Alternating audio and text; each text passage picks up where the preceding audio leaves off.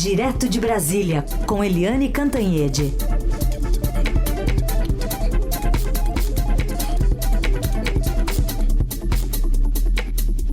Oi, Eliane, bom dia. Bom dia, Carolina, Heisen, ouvintes. Vamos começar falando sobre essa agenda do presidente no Rio de Janeiro, envolvendo um nome muito caro ao PT, que é Aloysio Mercadante? O presidente Luiz Inácio Lula da Silva começa hoje uma rodada de viagens pelo Brasil inteiro. Isso abre uma nova fase no governo dele. Por quê? Porque janeiro foi muito pesado, né? Janeiro teve tentativa de golpe, teve queda do comandante do Exército, milhares de presos.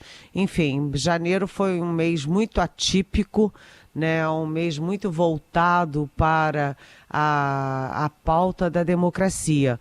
O presidente Lula se reuniu com os governadores, teve reuniões, foi a pé até o Supremo Tribunal Federal, participou das posses, enfim. Janeiro foi um mês muito atípico, muito tumultuado. E o presidente Lula, agora em fevereiro, ele inaugura uma nova etapa, que é a etapa das viagens pelos estados para inaugurar obras, né? Ele encomendou para a equipe dele uma relação das obras que estão em andamento, que estão para serem inauguradas nas várias áreas, saúde, educação, etc., e quer ir pessoalmente para essas inaugurações. Isso aí está repetindo, de certa forma, a estratégia do ex-presidente Bolsonaro, que era viajar ao país, era estar permanentemente em campanha, né, mantendo mobilizados os governadores, os prefeitos. Aliás, o presidente Lula já anunciou que em março terá uma baita reunião com os prefeitos brasileiros. São 5.000 e tantos prefeitos, não sei como é que vai ser essa reunião, mas ele está prevendo aí, não sei se vai reunir em blocos, de acordo com as regiões, mas ele vai fazer reuniões com os prefeitos também. As próximas viagens, hoje é Rio de Janeiro, Carolina já detalhou bem, as próximas viagens serão a Sergipe e Bahia, no Nordeste que é sempre tão fiel ao Lula, fiel ao PT. E no Rio de Janeiro hoje ele terá também aí a inauguração de um novo tempo no BNDES, porque será a posse de Aloysio Mercadante. Aloysio Mercadante, ex-deputado e senador do PT, foi ministro de 3 pastas diferentes no governo Dilma Rousseff, foi assessor econômico do Lula muitos anos, antes até do Lula assumir a primeira vez a presidência da República em 2002, e o BNDES volta a fazer aquela estratégia do Lula de reaproximação do Brasil com os países vizinhos. Bom, mas nessa semana tem também o pouso, né, a chegada do presidente Lula aos Estados Unidos, uma viagem muito esperada. Até se cogitou que ela ocorresse antes da posse, né, Eliane? E ficou para depois da posse. O que se espera agora desse encontro Biden e Lula? É um encontro, por óbvio, importantíssimo, né? Porque, afinal das contas, os Estados Unidos estão tendo muitos problemas. Muita gente acha que os Estados Unidos estão numa rota descendente de importância mundial, que está perdendo espaço para a China e que a China, em algum momento, não tão distante assim, vai ultrapassar os Estados Unidos como a maior potência econômica do mundo. Mas, até lá, os Estados Unidos continuam sendo a potência número 1, né? A maior economia, a maior potência nuclear, a maior potência bélica, e é aqui no nosso continente das Américas. Então é uma viagem importantíssima e até porque, né, a gente sabe que o Bolsonaro foi o último presidente do G20 a reconhecer a vitória do Joe Biden. A relação dos dois era tensa, os dois se encontraram rapidamente uma vez, mas É uma relação tensa, uma relação ali difícil, e com Lula não. Né, os dois presidentes, Lula e Biden, têm como objetivos o número 1 é a busca da democracia, mecanismos para manter a democracia. Número 2, mecanismos para impedir esse avanço preocupante da extrema-direita, uma extrema-direita ácida, violenta, agressiva pelo mundo afora. Eles também têm um projeto comum, os dois governos e os dois presidentes, de preservação do ambiente dos povos originários. Então, o Biden sempre se interessou muito por essa área do ambiente, se interessou muito pela Amazônia. E a gente sempre espera, né, se esse apoio é só verbal ou se tem alguma coisa mais concreta. Há uma expectativa em algumas áreas do governo de que venha aí o anúncio de um fundo, de um aporte para financiar a preservação da Amazônia. Além disso, tem a relação bilateral, comercial, até porque para os Estados Unidos o Brasil é muito importante para evitar a investida da China na América do Sul e nas Américas, né? Então, é outra área muito importante, a área comercial, e há também assuntos, temas, pautas que são estratégicas. E aí entra os programas de cooperação do Brasil, Estados Unidos na área de defesa, troca inclusive de treinamento de brasileiros lá, de vinda de oficiais para cá. Isso aí é muito anterior ao Bolsonaro, mas se aprofundou no governo Bolsonaro.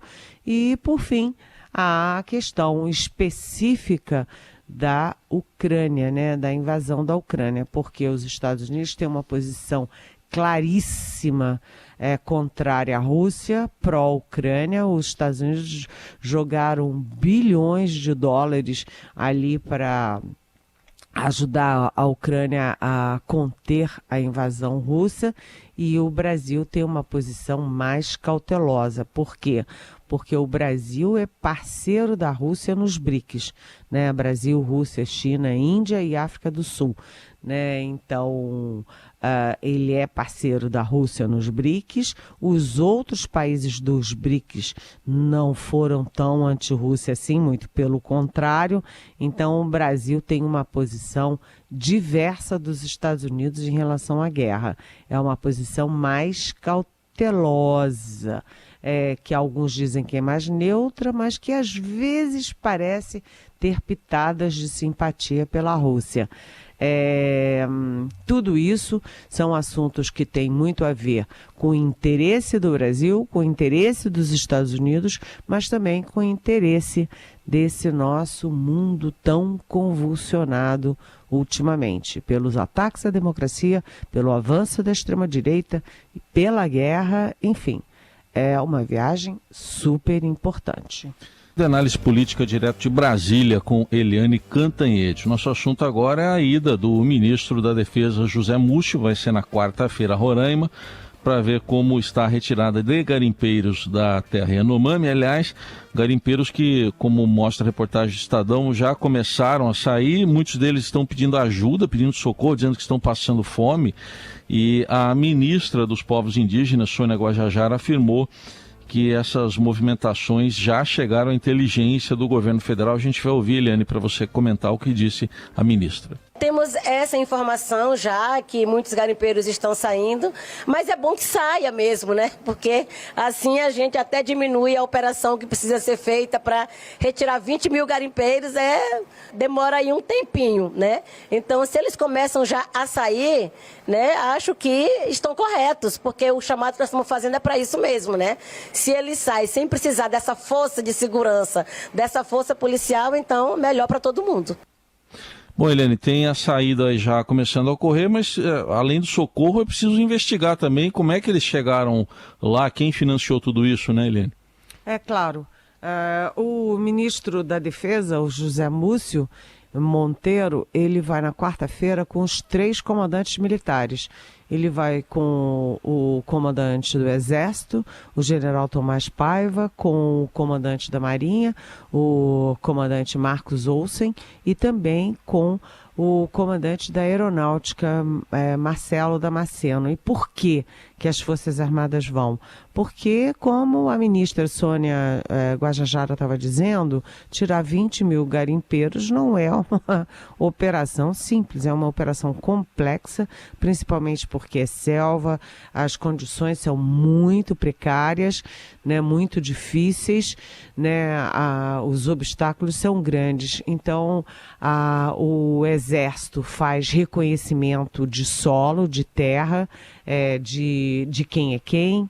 A aeronáutica faz o controle do espaço aéreo para evitar que os aviões continuem despejando gente ali. E a Marinha é super importante porque uma das formas de trânsito, né, de tráfego na Amazônia é exatamente a fluvial, os grandes rios que cruzam a Amazônia. Então, os comandantes estarão lá também acompanhando essa operação. Os garimpeiros sabem, estão informados dessa operação. A gente está vendo, inclusive pelo nosso Estadão, as imagens dos garimpeiros já saindo das terras. Isso é importante porque facilita tudo muito, mas é claro que alguns vão tentar espertamente se esconder e ficar por ali. Então o trabalho continua por muito tempo. Agora, é sempre importante também ter um plano para esses garimpeiros, porque nem todos são milionários, não. Muita gente ali é milionária, sim. Tem aviões, tem lanchas, mas esses não pegam no pesado. Eles não são os garimpeiros que estão invadindo. Eles são apenas os financiadores, os operadores, os que lucram realmente com tudo isso.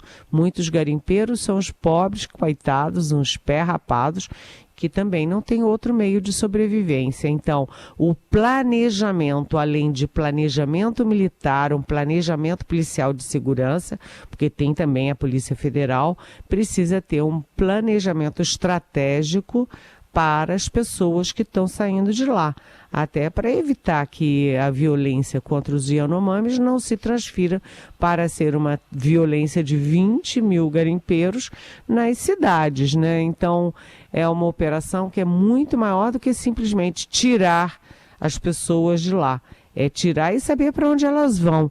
E tem que, além disso, o governo já está cuidando para, além de tirar os garimpeiros, também cuidar da saúde, da alimentação, dos cuidados básicos dos Yanomamis. Ontem mesmo morreu mais um índiozinho que chegou à capital de Roraima muito fraco, muito debilitado e não resistiu, né? É uma dor no coração da gente, mas é uma história horrorosa, essa história dos Yanomamis, mas ela tem um grau de complexidade muito maior do que simplesmente tirar os garimpeiros. Essa é apenas uma etapa, e aí o ministro vai lá com os 3 comandantes, cada um assumindo a sua parte nessa história, e a gente vai querer também saber o relato deles e o que vem depois pela frente, né, gente? Eliane, hoje a reportagem de capa do Estadão traz a informação de que a Comissão de Ética Pública está deixando alguns ex-ministros do governo Bolsonaro livres para atuar na iniciativa privada. Na iniciativa privada, a gente sabe que isso também já é uma prática, né, de pessoas que assumem posições estratégicas dentro de empresas privadas, e aí quando deixam de assumir, saem dessa empresa, eles têm que ficar num período de quarentena, até para manter sigilo em relação às informações que tinha em mãos. E parece que a comissão está deixando bastante esses ex-integrantes, né, do governo Bolsonaro à vontade para fazer algumas coisas. A Comissão de Ética Pública, ela é feita exatamente para cuidar da ética pública. E um dos preceitos da ética é que quando você trabalha dentro de um governo e você tem informações privilegiadas de governo e de Estado, você não pode sair num dia e no dia seguinte já está trabalhando em companhias que têm negócios com o governo, que têm interesses do governo, que têm conexões internacionais. Você não pode sair de uma coisa para outra num estalar de dedos. É por isso que uma das medidas que foi criada no governo Fernando Henrique Cardoso, há décadas atrás, foi essa. Quando um funcionário detém informações relevantes, ou seja, todos os ministros detêm informações relevantes, por exemplo, mas não só eles, também os presidentes de fundações e autarquias, etc., eles têm que, antes de começar um novo emprego, eles têm que fazer uma quarentena de pelo menos 6 meses. E durante esses 6 meses, até eles assumirem um novo cargo, eles têm direito a manter os salários. Só que, atenção, a Comissão de Ética Pública, que foi toda nomeada pelo Jair Bolsonaro, liberou pelo menos 3 ministros para fazerem o que bem entenderem. O Fábio Faria, por exemplo, é um deles. Sai do governo no dia seguinte já está fazendo o que bem entende. E, além disso, a Comissão de Ética Pública, ela está dando quarentena para quem não tem projeto de ir para a iniciativa privada. E eu cito o caso do general Luiz Eduardo Ramos. O general é um general de 4 estrelas, portanto ele tem a maior aposentadoria das Forças Armadas, né, o maior valor de aposentadoria das Forças Armadas. Ele pode acumular com o salário do governo e mais, ele ganhou um aumento em dezembro e esse aumento vai continuar em abril. Ou seja, ele vai juntar os 2 salários de aposentado militar e de ministro que não está trabalhando e vai ganhar mais de R$100 mil por mês, né? Sem nenhuma previsão de fazer quarentena. Não é quarentena, é quarentena para o nada, para o vácuo. Não é uma quarentena porque ele está esperando para trabalhar na empresa X ou Y. Não. É uma quarentena para ele passear. Ele vai morar em Resende, né, na aprazível Resende, lá no estado do Rio de Janeiro. Depois ele vai passar um mês na Europa e ele não precisa ganhar dinheiro público, mais de R$40 mil por mês de salário de ministro sem estar trabalhando como ministro. O general Augusto Heleno, consultado pelo Estadão, perguntaram se ele ia receber a remuneração, ele disse: eu não.